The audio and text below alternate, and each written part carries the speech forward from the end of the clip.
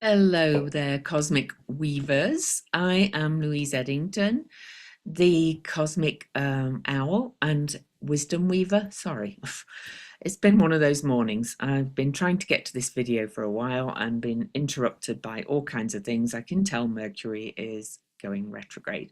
But that brings me to the subject of what we're doing. But before I do, don't forget to like, subscribe, share if you're into mythic astrology that actually speaks to your soul and your power. I'm Louise Eddington, author of Series in Astrology, Nourishment, Power, and the Rebirth of the Feminine. You can find a pre-order link below for signed copies if you want one. The regular pre-order will be up soon. But today we're diving into an aspect you do not want to sleep on. So, as I talk about in my book, Mercury and Ceres are two sacred boundary crossers. Mercury is the closest planet into the Sun, and Ceres is just inside the asteroid belt, and I believe she is a personal planet. I state why in my book and the evidence. And therefore, Mercury is the messenger between the core of our solar system, and Ceres is at the boundary, at that asteroid belt, before we go further out into space and to the transpersonal planets. But they are forming a rare triple fire grand trine this season, and it's pure manifestation magic. It's also deeply personal. If you've been calling in a new story around voice, value, and visibility. So if I had to pull a card for this, I'm not going to show you the card, but it'd be the Magician meeting the Empress. Words that birth ideas that root. You'll get a taste of that in the transits we're about to cover. Oh, but what makes this aspect? It's a trine, it's an unbroken flow aspect, 120 degrees apart. I will show you on the chart in a minute. But what makes this aspect special? Well, Mercury is the messenger, mind, communication, and perception. And Ceres, the great mother, power through care, cycles, boundaries, sacred yes and no. Both have underworld journeys and both cross thresholds. But when they trine in fire signs, as they are doing 3 times, I will show you in a minute, we get will, initiation, and creative power. This triple trine is a manifestation portal. Same signs, recurring pattern, deepening lessons. Watch what you're thinking and saying and committing to. It's seeding reality. Now, this speaks to a bigger cycle of Mercury and Ceres that actually began on February the 11th, 2025 at 25 degrees Aquarius, I think. I'll show you in a minute, where it was conjunct the Sun, which was a visionary, revolutionary seed in Aquarius. The opposition from that conjunction back in February of 2025 will come September the 24th, 2025 at 11 Libra Aries. I'll show you that again.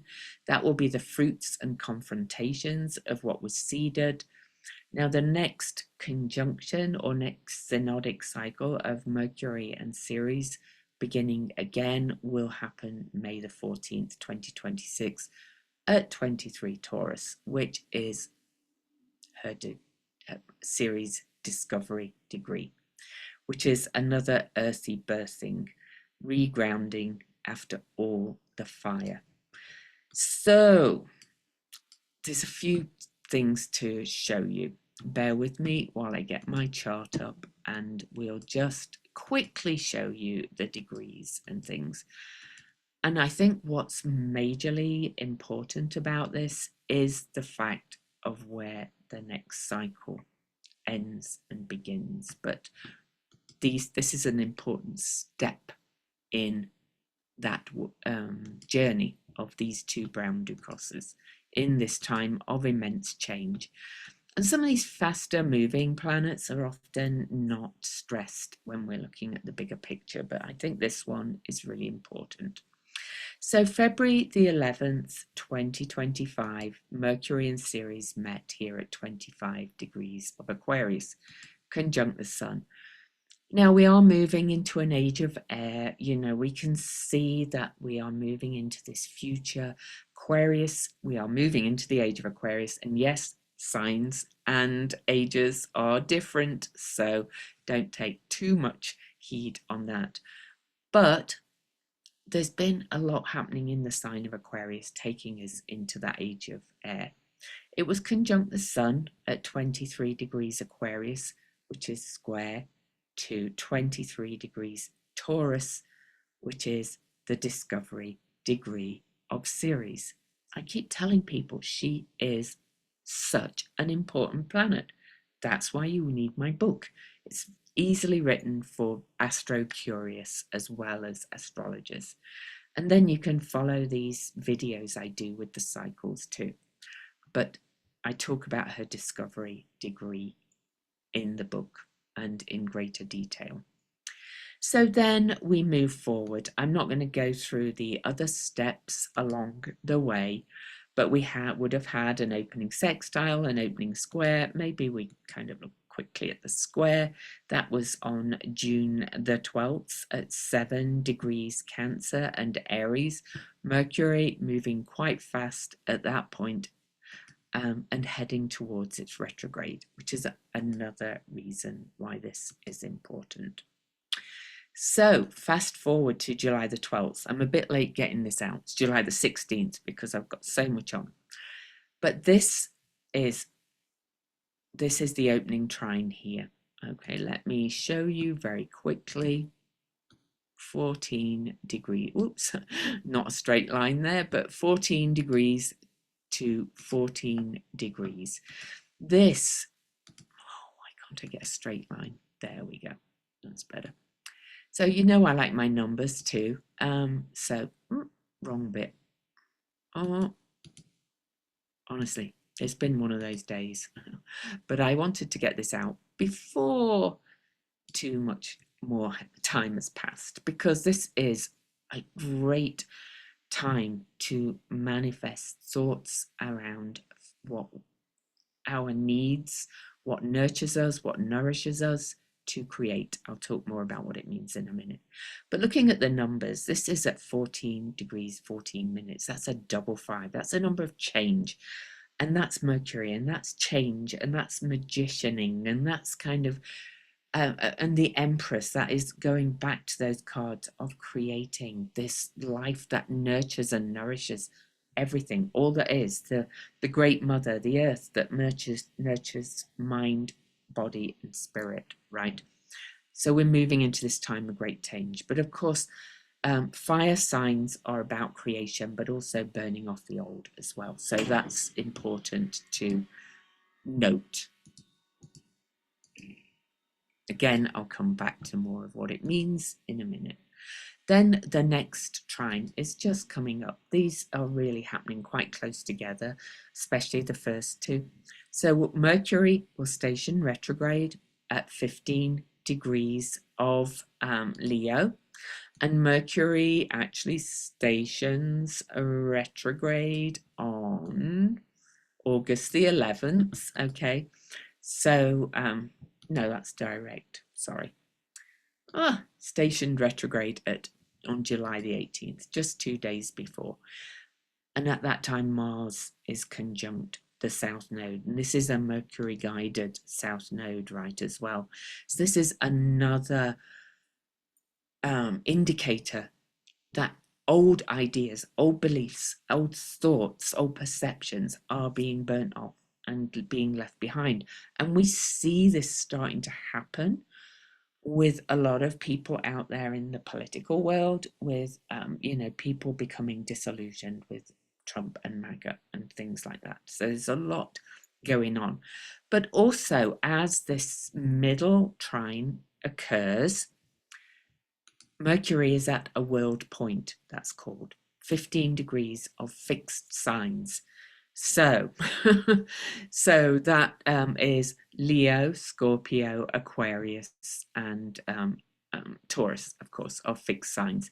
That's where the cross quarter days are, where the sun is. It's called a world point. It's another point of big change. Lots of indicators about this particular aspect really embedding change. Okay. Also, at that point, look, the moon is conjunct Uranus at 0 Gemini. You cannot, this is such a powerful chart here. You know, I'm not going to go into all the details because there's other things I'm going to talk about on the full moon video when I do the Leo full moon video. But this middle point, I always find the middle of three aspects like this, the repeating ones, to be the most critical one in a way. It's where things turn around. And of course, Mercury is turning retrograde. It's still at that real point of the station where things are about 5 days either side. So major change. And then the aspect completes with a last unbroken flow trine on August the 25th, 2025 at 16 degrees of Leo and Aries. Now, I will mention that at that point, Jupiter is going to be square to Ceres, but just a few days before that, Venus and Jupiter will be square that as well.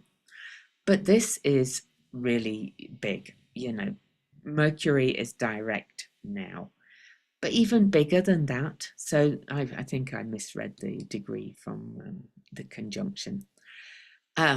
Mercury is stationing direct on August the 11th at 4 degrees of Leo, and Ceres is stationing retrograde on the same day at 16 degrees of Aries. So Ceres is still on her station degree on this aspect. Does that make sense? The middle one, Mercury was still on his station degree, 15 Leo, and then Ceres is now on her retrograde station degree. And because she has a longer orbit for just over 4 years, she stays on that degree a little bit longer. So just to go back to August the 11th, don't get too tied up with these things. But what this means really is that all this change is happening pretty much at the same time. So here we have Mercury stationing direct here at 4 degrees of Leo. Ceres is already at her station point. So this is at 12:01 a.m. on the 11th. And then Ceres later that same day, 10:22 p.m. stations retrograde. So they swap positions after speaking to each other to bring in that change. But then one last aspect, then I'm going to stop the share and just talk a little bit more about what this means. Okay. So then we have the next conjunction of the two happens next May the 14th, 2026. So the two will meet again there at 24 degrees of Taurus, not quite 23, but the sun is at 23 degrees of Taurus. That's square to where they began their last synodic cycle starting, but 23 degrees Taurus is also Ceres discovery degree. So really hot degree, people. By then, Uranus will be fully in Gemini, speaking to Sedna. Much more on that to come. By then, Neptune will be fully in Aries, and Saturn and Neptune will be separating. By then, Pluto, of course, is still fully in Aquarius. We'll be in this new world. We'll be heading into this new paradigm by then. This is massive, to be quite honest, that all these degrees are speaking to each other in so many ways. We can see that Mars will have gone all the way around there and we conjunct his sister Eris. and the moon will be there. We can also see that Hecate, the way shower, the goddess of the crossroads, will be exactly conjunct one of the other centaurs, Chariklos, Chiron's wife, at that point, saying we are moving into co-creating this new future. This, I'm not saying that this is the only aspect that's important, but this period of these trines. So again, the first one was on July the 12th, then July the 20th. Let me speak to this a little bit more. And then August the 25th, they kind of aspect for the last time. And then they will move to that opposition on September the 25th, which I will talk about as well. But when they trine in fire signs, as I said, we get will, initiation, creative power, because it's a more creative aspect, flowing aspect. This is a manifestation portal. Same signs, recurring pattern, deepening lessons. Again, I repeat. So the first one was 2 5s, change, creativity, play, Mercury speaking bold truths from the heart in Leo, Ceres initiating instinctive action. This is a spark, and Mercury is about to station retrograde on that because it's happening. So on July the 20th, this second one is at 15 degrees 22 Leo Aries. And to emphasize, Mercury is stationing retrograde at that degree. This is just absolutely astounding to me, quite honestly. So that's on July the 18th, Mercury stationing retrograde, and then the aspect on July the 20th. Again, it's the world point, global themes, echo personal ones. There may be some fated messages, pivotal conversations. Watch what's revealed or paused in that middle aspect. And then again on August the 25th, they speak to each other again, 16 degrees. Mercury is now direct, Ceres is now retrograde.